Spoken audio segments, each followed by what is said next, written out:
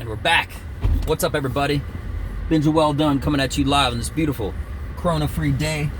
Today is Sunday, November the 1st at 12:33 in the afternoon. How are you doing? So here's the thing. I did a comedy show at the Urban Camp Festival weekend in New Braunfels, Texas. It was so amazing. It was such an honor. It was so much fun. There was over 700 people there. Great show. Had some microphone difficulties and whatnot, but it was a great showing.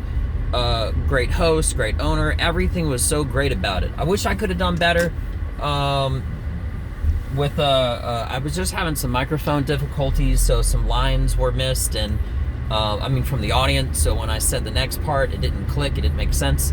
But listen, hands down to Mr. Kevin Knight.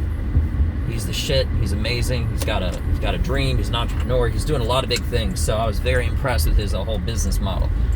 Aside from that, here's the thing. You know, the hardest, biggest challenge right now in comedy, in my personal opinion, I said it before and I'll say it again, as far as this whole Corona thing goes, especially it being really damaging towards jobs such as mine, where comedy, you pretty much have two opportunities to really impress the people and have them follow up with you, which is before you do comedy and after you do comedy. When you do comedy, I would be actually showing them my worth, my value, and stuff like that. But before is when I could actually socialize, meet with people, and have like a one-on-one experience, get to know people. Just like after a show. Ordinarily after a show, I'd be doing all sorts of like pictures and hugs and handshakes and stuff like that. Not because I want to touch people's hands, not because I want to hug their bodies. No, it's like a really cool, when you give people like those feelings of like happiness and joy and laughter, and not just that, they sort of understand your viewpoint of life and whatnot, and they sort of get to know a little bit about you. It's like they already know you, which is great about this show that I do right here, right now, is because it can help keep the ball rolling as far as momentum in between shows and stuff like that for comedy. But as far as the Corona goes, here's the thing. That's the one thing that I'm not doing, which is the biggest part of networking. It's the before and after of comedy, which is all that networking. So, I'd hate to say it, but to a degree, if you were to do comedy and completely ignore everybody, it's pretty much useless, aside from the fact that you're doing well. You're not building your base, which is what I'm always working on. Like, I'm always working, continuing to try to do, right? Because this whole Corona thing, it puts a real damper in that whole situation and possibility to meet more people, to do meet and greets and get to know people and stuff like that. So, because you don't want to get Corona. As a matter of fact, I purposely did not do a multiple amount of shows.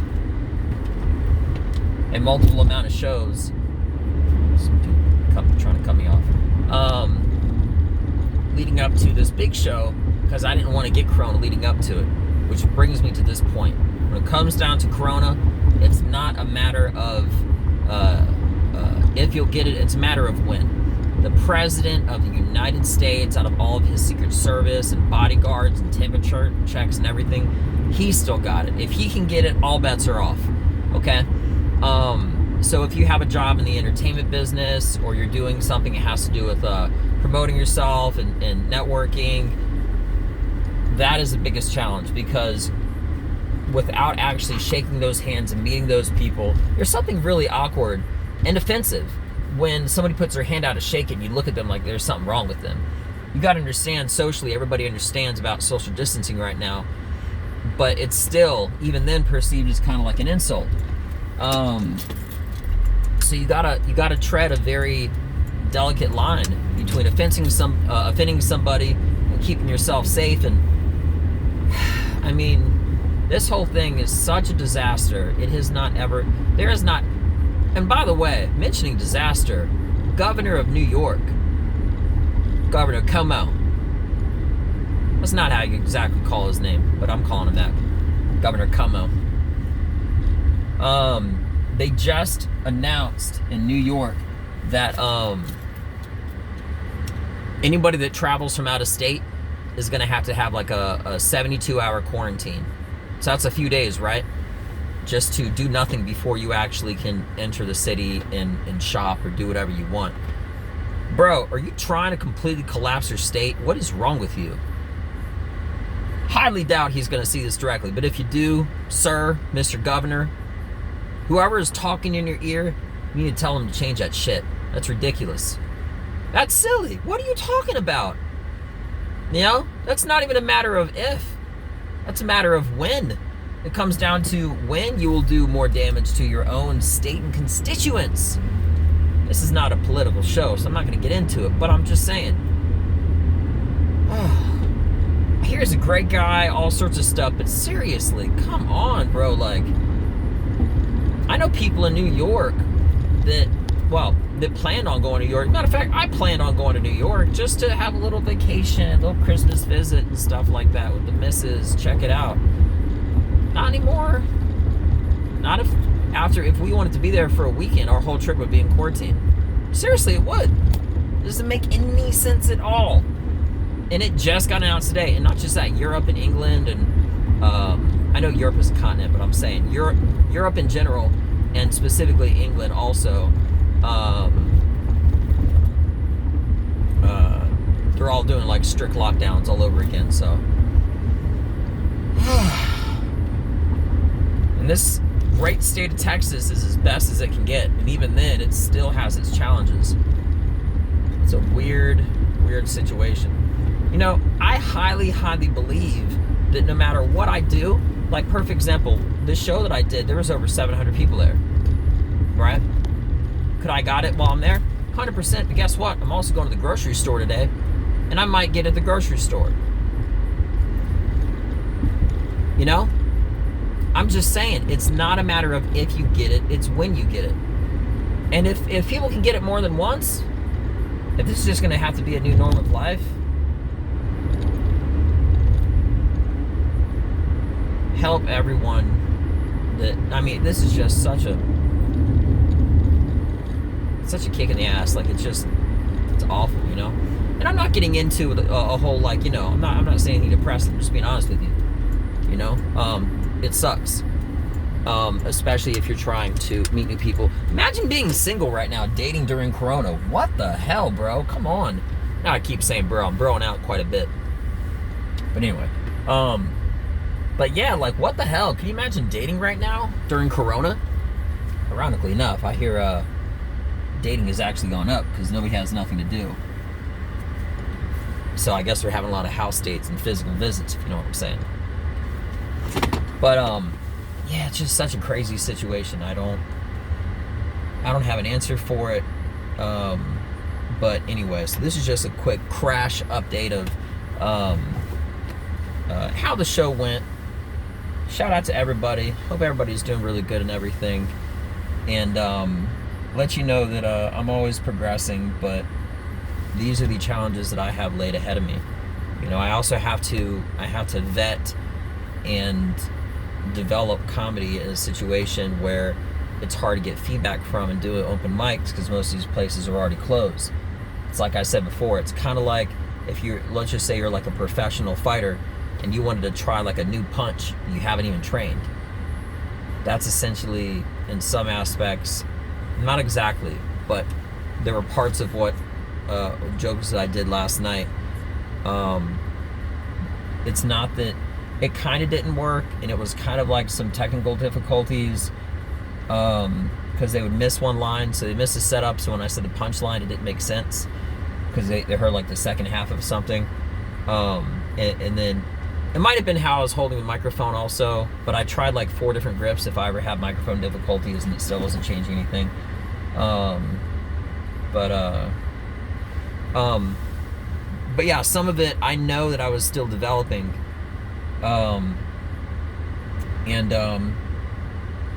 You know, I believe that it's more rewarding to make, and it's more memorable. It is more memorable to do in comedy a topic of discussion that may be a little bit more taboo, maybe kind of controversial and stuff like that.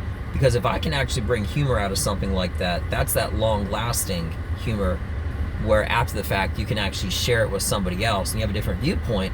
And I'm not trying to change what people believe or think socially, all right? But what I'm saying is I believe that all topics can be addressed, even the potentially worst of topics, in a humorous way, as long as you do it in an intelligent way. So the topic that I'm kind of getting into is just divorce and the hypocrisy of how people are essentially rewarded nowadays for getting a divorce. Now, it's a sensitive subject because women, especially, they're the ones that 99.9% are always the one that benefit from it.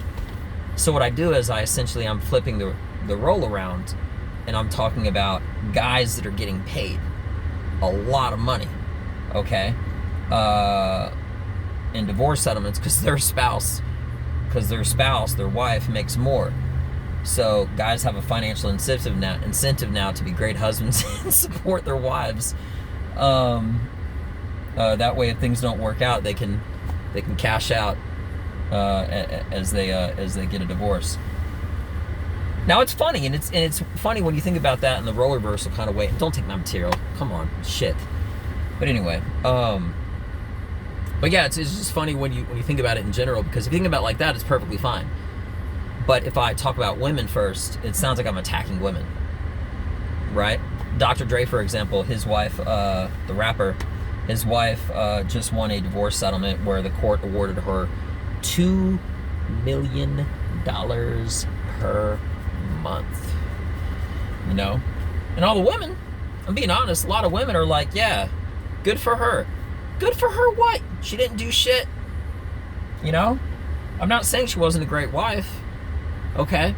But there's living expenses, okay, and then getting paid. I'm not talking about a court awarding someone to be able to live life and be single or alimony and stuff like that. I'm talking about getting financially rewarded based off of the overtime, hours, days, minutes, months, years, etc.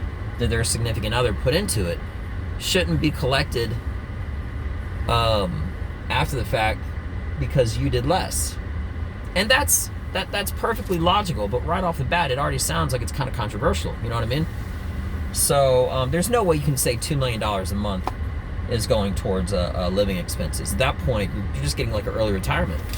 And women don't like to hear that, okay? Because they're like, hey, in a weird way, they know that it's a financial opportunity that they could be making, okay? I agree with you 100%. If I could get half of everything for doing nothing, I would. All right, sign me up. I'm down, right? And I'm already kind of getting into my material, and I'm not trying to do that right now at all. But it just serves a good point when you think about it like that. Fair is fair. So when you compare both situations, a guy to a girl, if it's not fair, then a girl to a guy, it is fair. It's hypocritical, right? So, you know, that's just reality of a situation. And the reason part of why I talk about that is because I have a later set which I will be developing somehow, some way with this corona, open mic, epidemic, etc. I'm going to be talking about prenups and then prenuptial agreements, why they are logical and how they're funny. How prenups are basically, it's like financial security because when you have a lot of money, there's something called it's called like what's it called? It's like there's a term for financial risk, and the whole joke is whoever making less money, you're the risk. Again, please don't take that material. Okay, come on. But it's true. It's true. So anyway, I got a lot of errands to do, but it's I'm always staying consistent on this channel. I'm gonna have it grow, but I'm looking forward not just in growing with my viewers and listeners and whatnot, but also the base of people that want to hear me do comedy, because I'm really working on more rewarding, more challenging topics, because it is more memorable and it is harder, and it's a bigger reward, in my opinion, to say something that's not just like an easy laugh or acting funny, comparing to saying something that's more serious and getting a higher response than something that's just very softball. You know what I mean? So yeah, that's it. I'm in a really good mood. I would rate this because of my standards, I would rate my performance yesterday in a 1 to 10 to 6. I really would. And I got to be perfect. That's me, right? But part of what excels me is knowing not just what I did not do correctly or that I could have done better, but working on how to improve it. And I'm already thinking, I already have multiple different ways of how to address something like that, which I'm not going to get into. It's kind of technical when it comes to like microphone handling or, you know, stopping and getting something situated or figured out or something and then carrying on and maybe even making a joke out of it or something like that as I'm going. But I'm always improving. I take this very, very serious because I have two passions, and that's comedy and jiu-jitsu. And again, if you want to try it out sometime, I highly advise you just train. Just try a beginner course at your local place that you can do jiu-jitsu at, provided by it is open, right? Depending on what state you're in. Because I guarantee you, if there's something that you're passionate about in life, and 99% guarantee, right? If you're something that you're passionate about in life, it will indirectly and directly assist you with problem solving once you leave jiu-jitsu and you're applying these different problem solving techniques to just sort of free your thoughts up to attack and work better on whatever it is that you're passionate on. In this case, for me, it's comedy. So, and not just that, it's jiu-jitsu is so much fun and it's great exercise and everything else like that. I know so many guys who said that they're not ever going to go to a gym again, really, because of how much of a workout doing jiu-jitsu is. So, but anyway, peace be with you all. Hope everybody has a beautiful Sunday. Thank you for your time. I'm Benja Well Done. Check me out. Hit me up. I'd love to talk to anybody that's listening. Conversate, get a dialogue going, everything. And that's it. All right. Have a good one. I'm out. Peace.